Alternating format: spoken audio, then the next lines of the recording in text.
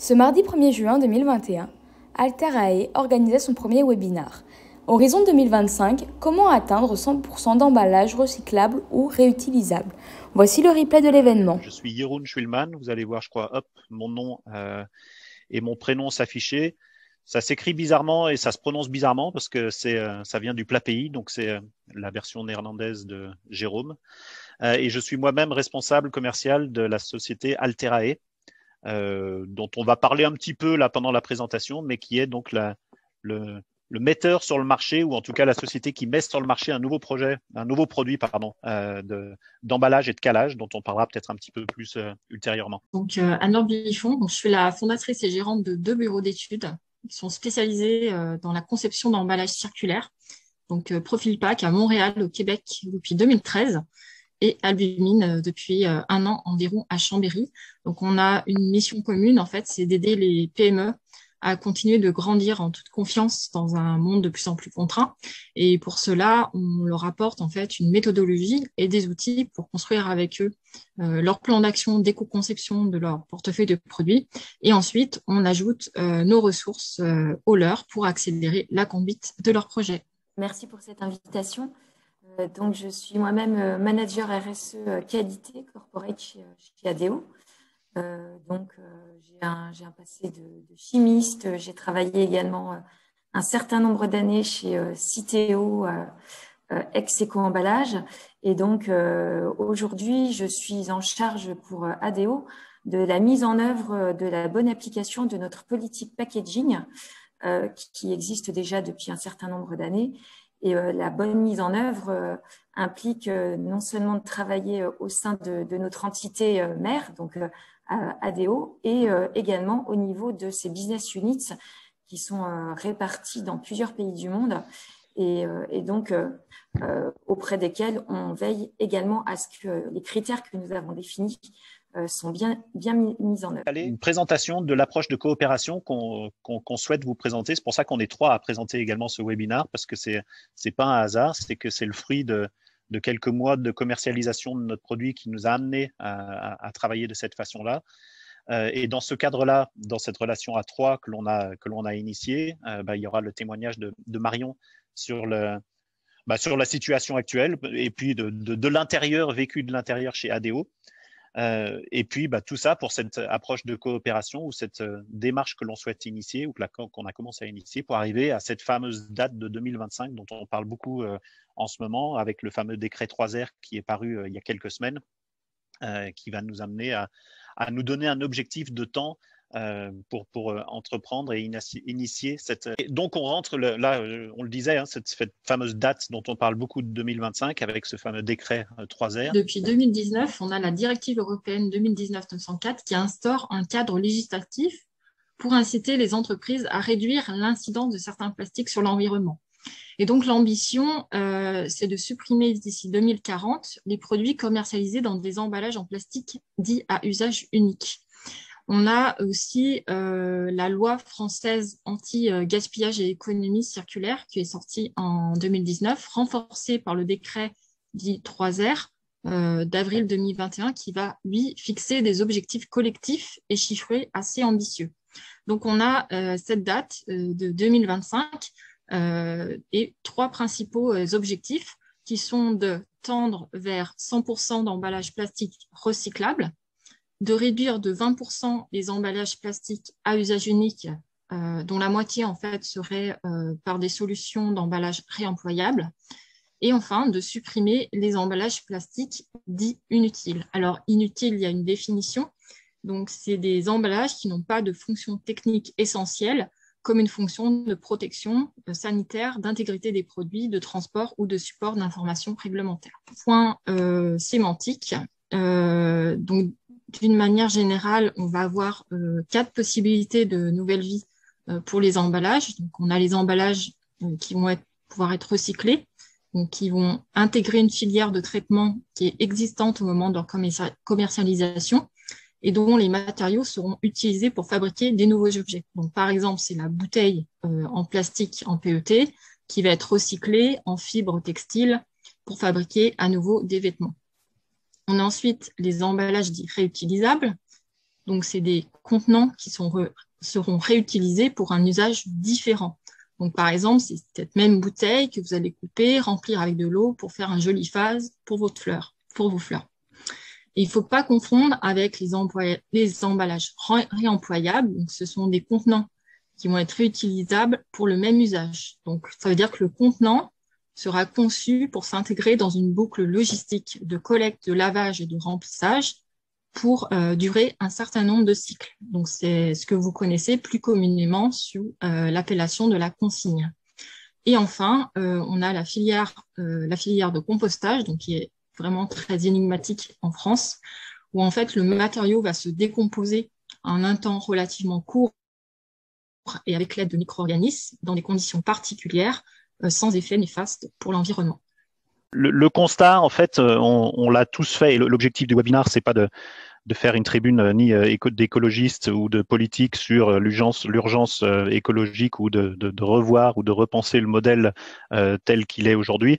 Mais bon, il y a une urgence que l'on connaît tous, que l'on partage tous. Vous avez tous vu encore ces derniers jours les images de ce porte-container en feu dans l'océan Indien avec les conséquences écologiques que ça a. Mais là, l'idée, c'est plutôt de remettre ça en parallèle avec notre impératif et les impératifs de législation ou de décrets qui sont parus en disant, dans notre période de temps ou dans notre calendrier dans lequel on est de 2021 à 2025, on a un obstacle à franchir.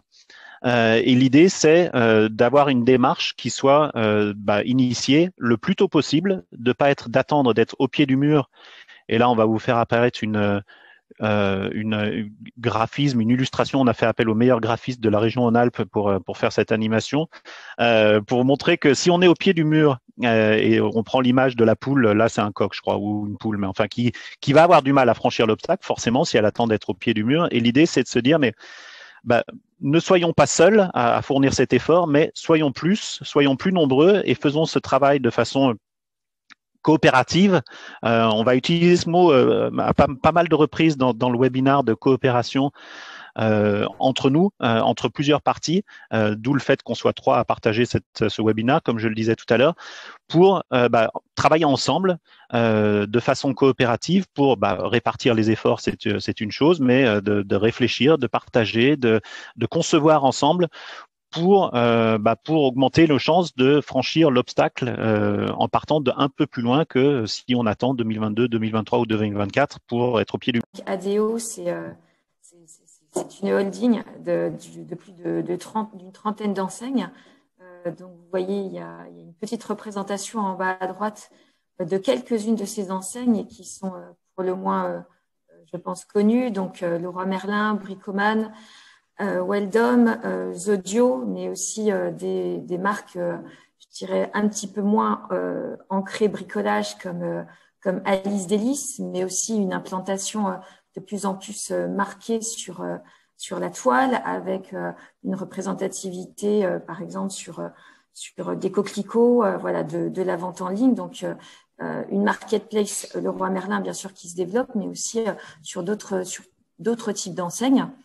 Et donc, du coup, eh bien, nous avons aujourd'hui plus de 900 points de vente qui sont répartis au travers le monde dans plus de 20 pays, ce qui représente, aujourd'hui la collaboration de 134 000 leaders, puisqu'en fait, chez ADO, nous ne sommes pas des collaborateurs, nous sommes tous des leaders. Leaders sur notre envie et notre motivation d'offrir un habitat. Aujourd'hui, ADO s'emploie à offrir la possibilité à tout un chacun de se faire le lieu de vie et de travail qu'il souhaite. Aujourd'hui, nous sommes dans une dynamique positive qui est liée en fait d'une stratégie qu'on a mise en œuvre il y a ça déjà quelques années. Donc, notre stratégie Positive Product, c'est qui en fait repose sur 5 drivers, donc des drivers qui sont très différents, mais tous portés sur une démarche unique de couverture de l'ensemble du cycle de vie de nos produits. Donc, ces 5 drivers, je ne vais pas rentrer dans les détails, mais disons que de façon assez succincte, donc nous nous employons bien évidemment à agir dès l'extraction de nos matières premières, via justement le choix de matières premières responsables qui, pour la plupart, et nous lancerons là dans les mois à venir justement un programme qui vise à identifier et à sélectionner des matières premières certifiées et labellisées pour justement s'assurer de la bonne conformité de ces matières premières à nos exigences et à nos ambitions. Nous agissons également sur la production de nos produits via une démarche de suivi et d'audit de nos fournisseurs. Donc, s'assurer que nos fournisseurs, justement, remplissent les conditions de production sociale et environnementale que nous souhaitons appliquer à cette démarche. Un driver qui est lié aussi à la durabilité et à la réparabilité de nos produits. Ça, c'est un enjeu essentiel et sur lequel nous sommes en train de construire une véritable démarche. Et puis, celle qui nous intéresse aujourd'hui, c'est le driver Safe for People and Planet, qui, donc, comme son nom l'indique, porte sur 2 volets. Donc, un volet qui s'emploie justement à s'assurer que nos produits soient sans toxicité pour l'usage, dans le cadre de l'usage par l'habitant et par le consommateur, mais aussi dans le cadre de sa production. Et puis, le Safe for Planet, qui là est aujourd'hui strictement tourné vers l'emballage et qui s'emploie donc à développer des emballages recyclables et, si possible, recyclés. Mais nous travaillons également sur plusieurs niveaux du cycle de vie. Encore une fois, je le rappelle, puisqu'aujourd'hui, voilà, quand on essaye de construire une stratégie d'éco-conception, bien évidemment, il faut s'attacher à l'ensemble des étapes du cycle de vie de l'emballage, donc du sourcing des matériaux jusqu'à son recyclage, enfin sa fin de vie en tout cas. Et donc aujourd'hui, nous travaillons en particulier sur 2 types de volets. Un volet que nous appelons obligatoire, mandatory, et qui là vise justement à 2025 la fin de l'utilisation de matériaux non recyclables dans nos emballages. Et puis, un volet que je qualifierais davantage de positive contribution. Donc, ça porte bien son nom. C'est du bonus pour nous dans l'absolu, puisque en fait, il faut avancer lentement mais sûrement. Mais à terme, l'idée, c'est que les critères qui ont été définis dans le cadre de cette contribution positive passent au niveau obligatoire. Et là, je parle en particulier, par exemple, d'utilisation dans le papier carton de fibres certifiées et recyclées, l'optimisation globale de nos emballages via la réduction du vide et celle du poids et de la taille de l'emballage, bien sûr, et puis d'autres niveaux d'action, par exemple au niveau des additifs, alors qui sont souvent liés à la réglementation, notamment, je pense tout récemment à la suppression des encres à base d'huile minérale dans l'intégralité de nos emballages, mais prioritairement, bien sûr, dans nos emballages papier-carton. Et puis l'utilisation d'additifs, bien sûr, non toxiques et sans impact sur le processus de recyclage. Parce que c'est là, en fait, notre ambition, au travers de cet objectif de 2025 qui vise la suppression des matériaux non recyclables, c'est bien évidemment favoriser au mieux la recyclabilité et donc le recyclage effectif de nos emballages, et surtout veiller à ce que les matériaux que nous utilisons en substitution n'aient aucun impact sur le processus de recyclage dans lequel ils pourraient s'intégrer. Dans ce sens-là, nous visons la suppression, vous l'avez bien vu sur la slide, de PVC, de polystyrène expansé, mais également de biomatériaux. Alors, quand on parle de biomatériaux qui aujourd'hui sont sans filière de recyclage et pour lesquels la fin de vie reste contestable ou contestée, et où éventuellement il peut y avoir une compétition avec la production de denrées alimentaires, mais pour des biomatériaux type par exemple bio-PET ou bio-PE qui s'intègrent de la même façon que leurs homologues pétrochimiques dans les filières de recyclage, bien évidemment, nous n'avons aucune contre-indication vis-à-vis de ce type de matériaux. Et donc, quand la substitution par un autre plastique quand la substitution est possible, eh bien, nous orientons principalement vers l'utilisation de papier et carton.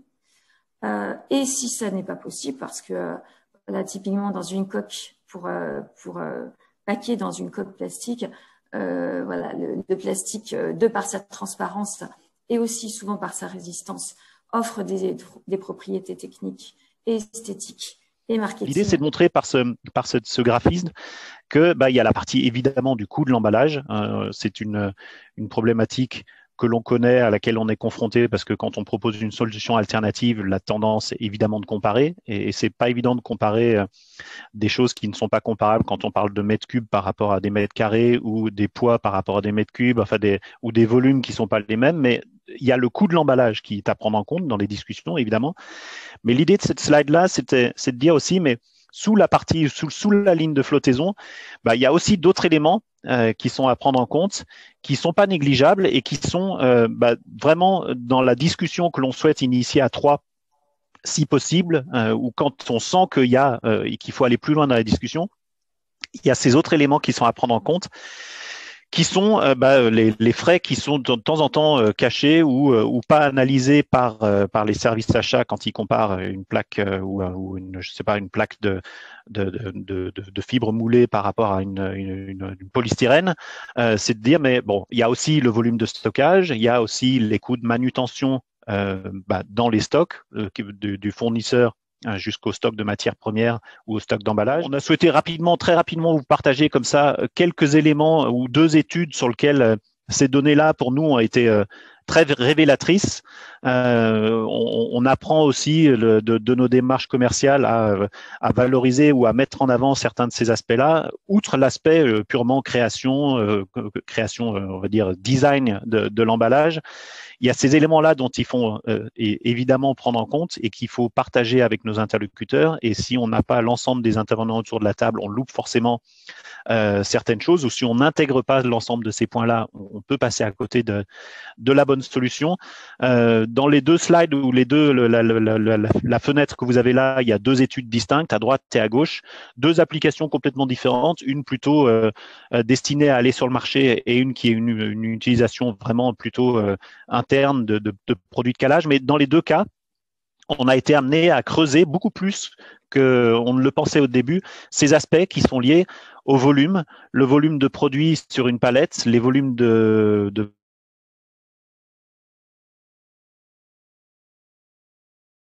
palette. On parle de centaines et de centaines de camions de produits transportés par an. Et quand on arrive avec une solution qui représente 7 fois moins de volume de produits palettisés, ça a forcément des implications. Donc, ça nécessite d'aller beaucoup plus loin dans l'analyse et d'aller dans ce que les acheteurs connaissent par cœur sous le nom de TCO, de Total Cost of Ownership, vraiment de l'analyse du coût global, pas uniquement ce qu'on voyait sur l'iceberg, la partie visible de l'iceberg, mais également de creuser pour les parties qui sont sous la ligne de flottaison. Oui, alors effectivement, nous cette démarche de coopération, nous sommes vraiment portés par cette idée-là.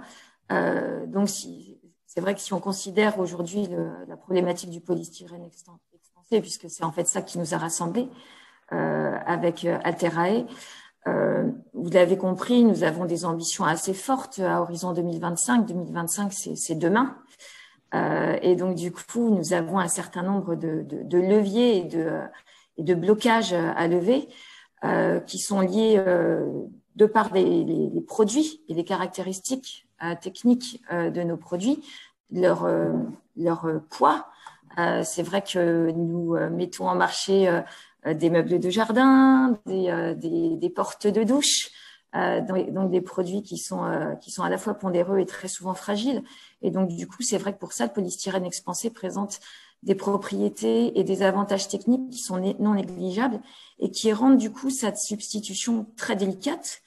Et donc, délicate pour nous en termes de sélection d'alternatives, mais également pour nos fournisseurs. Aujourd'hui, nos fournisseurs sont en capacité très souvent de nous offrir le polystyrène expansé parce que, encore une fois, voilà, du fait de ses caractéristiques techniques, mais aussi parce que c'est finalement un matériau qui est relativement peu coûteux et facile à mettre en œuvre.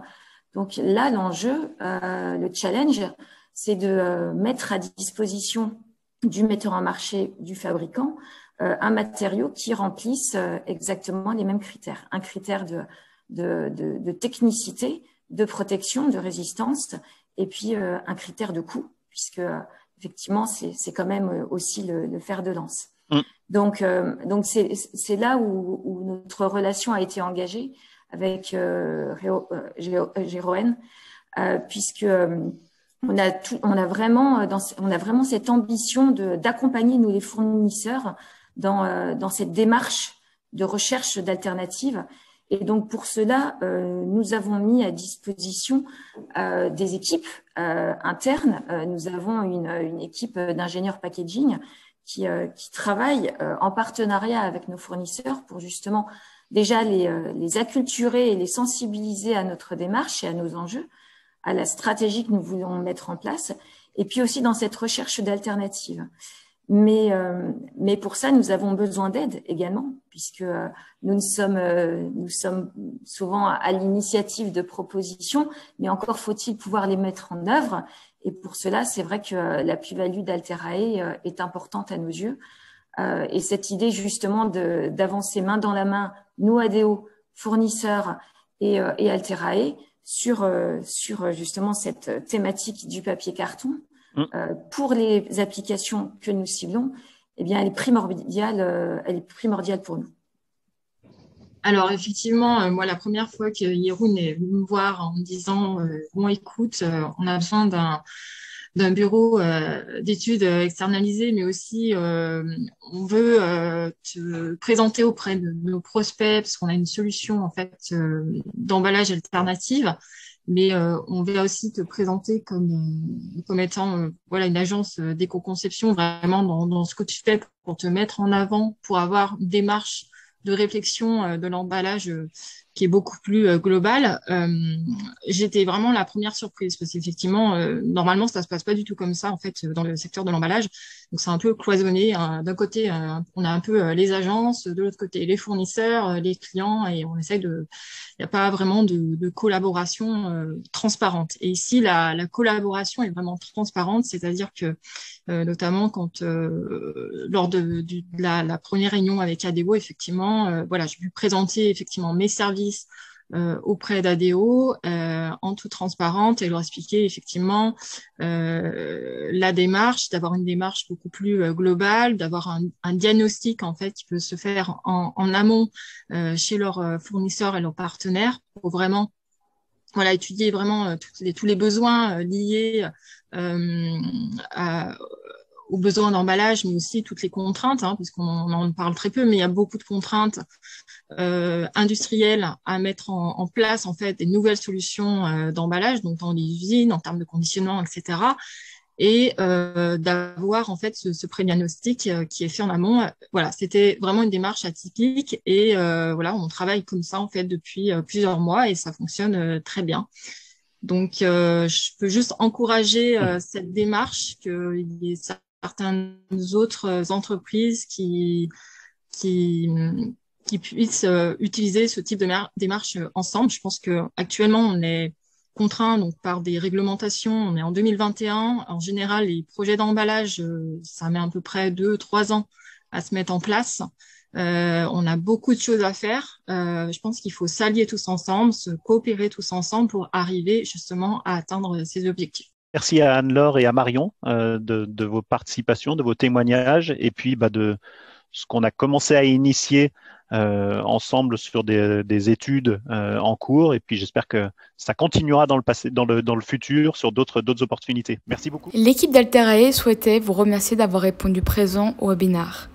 N'hésitez pas à nous contacter si la moindre interrogation subsiste ou afin d'en apprendre plus sur nos produits. À bientôt.